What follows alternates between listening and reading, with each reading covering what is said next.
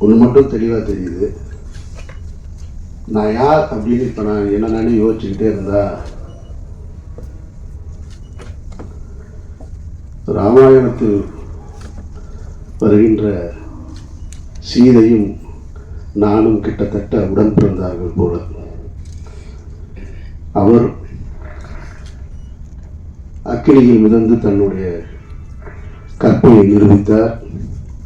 அவராவது ஒரு முறை நிரூபித்தார், நான் வார வாரம் நிரூபித்துக் கொண்டே இருக்கிறேன்.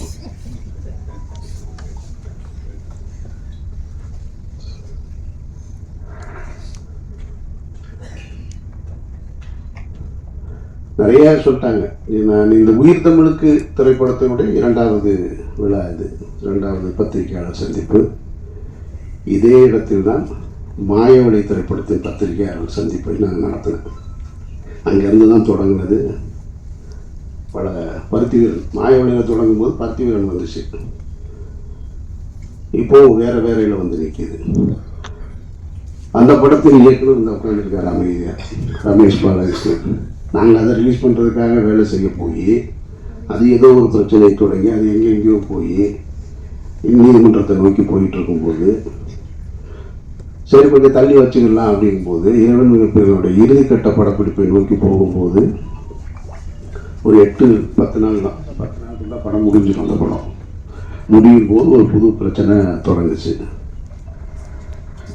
அப்போ ஃபஸ்ட்டு எனக்கு தோணுனது, இது என்ன நடக்குதுங்க, என்னை சுற்றி என்ன நடக்குது, எனக்கு எதுவுமே புரியலை அப்படின்னு பள்ளி பண்ணதெல்லாம் சொன்னேன். நான் ஒரு அறிக்கை மாதிரி கொடுக்கலான் இருக்கேன். நான் என்ன நடக்குது, இது ஏன் நடக்குது, யாருக்கு நடந்தது, எனக்கு நடந்தது, எதை நோக்கி போகுது, ஒன்றும் புரியலைங்க அப்படின்னு.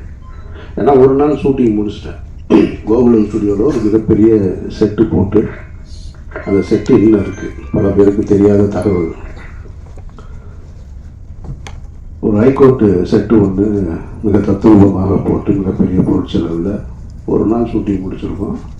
செகண்ட் டே அந்த ஷூட்டிங் நடக்கலை. அன்றைக்கு இரவுலேருந்து தொடங்குச்சு பிரச்சனை. அப்போ நான் சொன்னேன், பழனி பண்ணிட்டேன், இந்த மாதிரி ஒரு அறிக்கை ஒரு லெட்ரு மாதிரி கொடுத்துருவோம், என்னை சுற்றி என்ன நடக்குதுன்னு. அப்போ சொன்னார், பழனி பண்ணியா விடுங்க, எனக்கு சொல்லுவாங்க, ஒரு 4 நாளில் சரியாக இருக்கீங்க பாட்டுக்கு போங்க. இல்லை இல்லை கரு, எனக்கு என்னமோ இது சரியாக வரும்னு தோணலை. அவர் ரொம்ப எளிதாக கிடக்கணும்னு சொன்னார். இல்லை கரு, எனக்கு இது சரியாக வரும்னு தோணலை, நம்ம ஏதாவது சொல்ல வேண்டியது இருக்குது அப்படின்னு நான் சொன்னேன். ஒரு 2 நாள் அப்படியே கூடுதலாச்சு, 3வது நாள் கூடுதலாச்சு. அப்புறம் ஒரு அறிக்கை கொடுத்துட்டேன். நான் அறிக்கை கொடுத்த உடனே அறிக்கையிலிருந்து யார் அதுக்கு எதிர்கருத்து வருதுன்னு பார்த்தா, கடந்த ஒரு 15 ஆண்டுகளாக 2014க்கு பின்னால் நான் பேசிய அரசியலில் கருத்தியல் ரீதியாக எதிர்கொள்ள முடியாத, என்னோடு நேருக்கு நேர் போரிட கருத்தியல் ரீதியாக போரிட முடியாத அவர்கள் பூரா வெளியே வர ஆரம்பிக்கிறாங்க. வெளியே வந்து புதுசாக தகவல்களை சொல்கிறான். ஒருத்தன் சொல்கிறான் அவர் ஓடிட்டாருன்றான், ஒருத்தன் எஸ்கேப்புன்றான், தலைமறைவாயிட்டார், எங்கே இருக்காருன்னு தெரியலைன்றான், என்னத்தையோ ஒன்று சொல்லிக்கிட்டே இருக்கான். அப்போ தான் நான் இங்கேருந்து ஒரு கல்யாணத்துக்கு போயிருந்தேன். கல்யாண வீட்டிலேருந்து அப்போ நான் இங்கே இருக்கும்போது இந்த செய்தி வருது, அவர் அமீர் தலைமறைவு அப்படின்னு. தலைமறைவு வந்த உடனேயே நான் அங்கேருந்து நான் கல்யாண வீட்டில் உட்காந்துருக்கேன் அப்படின்னு சொல்கிறேன்.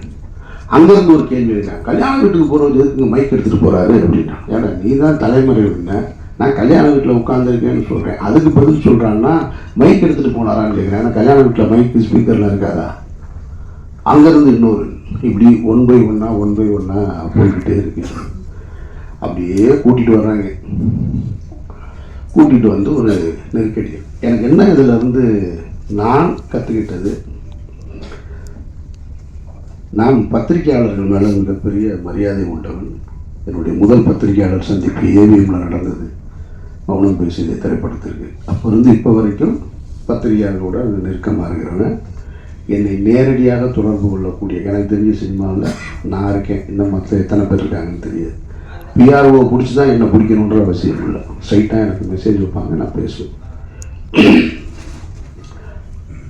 இன்றைக்கு ஊடகங்கள் பெருத்து விட்ட காரணத்தினால யூடியூப்பு அது இதுன்னு அவர்கள் தங்களுடைய வயிற்று பிழைப்புக்காக இதையோ ஒன்று பேசணும்னு பேசிகிட்டே இருக்காங்க.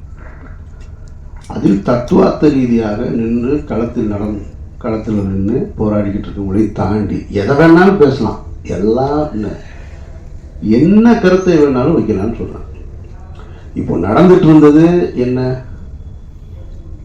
இறைவன் மிகப்பெரியவன் திரைப்படத்தின் தயாரிப்பாளர் என்னோடு உறவாக இருந்தவர், நான் தம்பி என்று பொது வழியில் அன்போடு அழைத்தவர் ஒரு பெரிய குற்றச்சாட்டில் அவர் பின்னணியில் வச்சுருக்காங்க.